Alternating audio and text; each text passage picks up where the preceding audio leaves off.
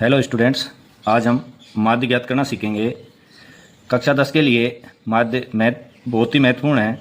माध्य से संबंधित एक प्रश्न एग्जाम में कन्फर्म आता है, तो हम माध्य के बारे में जानकारी करते हैं। तो हमको ये सारणी मिलेगी, इसमें वर्ग अंतराल होगा और बारंबारता होगी। वर्ग अंतराल और बारंबारता से हमको माध्य निकालना है।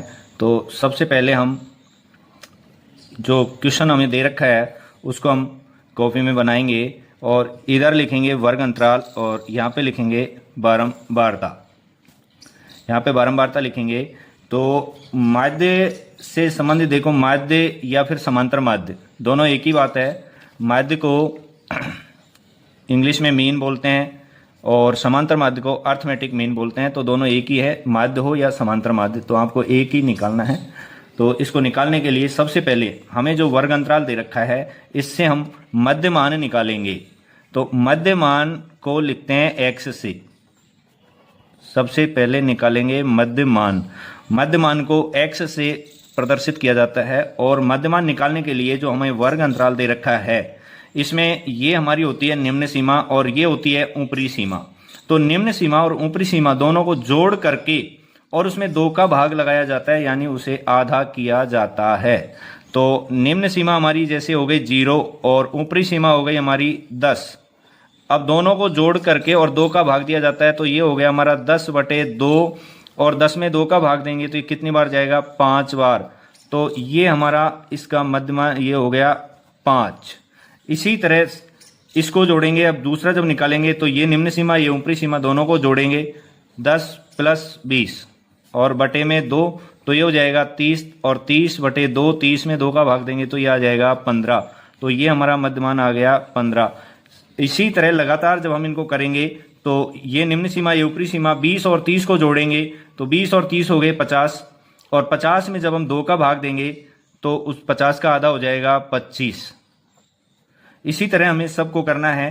तो 30 और 40 को जोड़ेंगे तो ये हो जाता है 70 और 70 में जब हम 2 का भाग देंगे तो हमें प्राप्त होता है 35। आगे 40 और 50 को जब हम जोड़ेंगे तो ये होता है 90। ये होता है 90 और 90 में जब हम 2 का भाग देंगे तो 2 का भाग देने पर हमें प्राप्त होता है 45। हाँ, तो इस तरीके से हमने मध्यमान निकाल लिया। अब हमारा जो माध्य का सूत्र होता है वो है माध्य बराबर सिग्मा fx बटे में सिग्मा f। तो अब हमें f और x यानी बारंबारता और मध्यमान को गुणा करना पड़ेगा। तो ये हमारी बारंबारता है और ये मध्यमान है।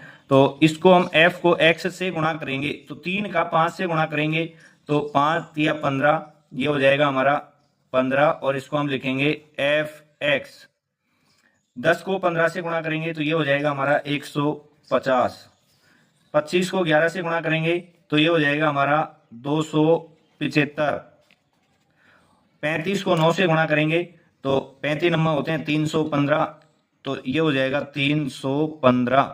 45 को 7 से गुणा करेंगे तो 45 गुणा जैसे हम 7 करेंगे तो 45 गुणा 7 करेंगे तो भी हमारा आएगा 315। अब हमारा जो सूत्र है उसमें है सिग्मा fx।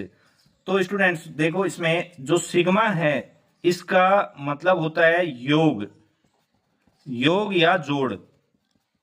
तो हमें f और x का योग करना है, f गुणा x का हमें क्या करना है, योग करना है। तो इस तरीके से जैसे हम इन सब का योग करेंगे तो ये हमारा योग आ जाता है 1070। इसी प्रकार जैसे हम इसका मध्यमान का योग करेंगे, नीचे हमारा सिग्मा f है तो इसका जैसे हम योग करेंगे तो इसका योग आता है 40। बारंबारता का जैसे हम योग करेंगे तो इसका योग आता है 40। अब हमें बारंबारता का योग हम कर चुके हैं, fx का योग हम कर चुके हैं। अब हमारा जो सूत्र है उसमें हम मान रखेंगे। तो हमारा सूत्र है सिग्मा fx बटे में सिग्मा f। तो सिग्मा fx का मान हमारा आ गया 1070 और सिग्मा f का हमारा मान आया 40। अब इसमें हम 1070 में 40 का भाग देंगे तो देखो 1 0 से ये 1 0 कट गई। अब हमारे ऊपर संख्या बच गई 107 और नीचे बच गई हमारे 4। तो यदि आपको सीधा काटना नहीं आता है तो हम अलग से भाग देके देख लेते हैं। 107 में हम 4 का भाग देंगे, 4 दूनी 8, यहां से बचेगा 2, यहां से उतारेंगे 7। अब हम 4 का भाग देंगे 27 में, तो 4 24, यहां से बचेंगे 3। अब 4 का भाग 3 में देंगे, भाग नहीं जाएगा तो यहाँ भाग टूट की, यहाँ पॉइंट लग जाएगा, यहाँ भाग टूट की 0 लग जाएगी। 4 7 28, बचेंगे 2, 2 के लगेगी 0, 4 5 20। तो इस प्रकार से हमारा भाग ये